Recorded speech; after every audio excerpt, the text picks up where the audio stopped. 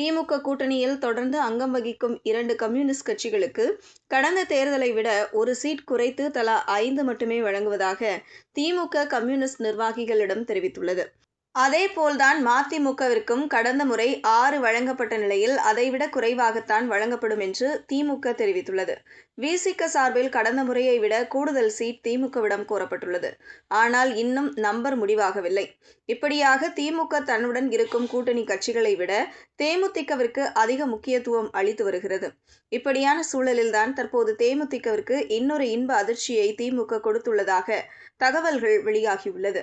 அதாவது கூட்டணியில் தேமுதிகவிற்கு கடலூர் மாவட்டம் விருத்தாச்சலம் சட்டசபை தொகுதியை ஒதுக்க திமுக ஒப்புக்கொண்டுள்ளதாக கூறப்படுகிறது. இந்த தொகுதியில் விஜயகாந்த் வெற்றி பெற்றுள்ளார். கடந்த 2006 தேர்தலில் விஜயகாந்த் முதல் முறையாக விருத்தாச்சலம் தொகுதியில்தான் களமிறங்கி வெற்றி பெற்றார்.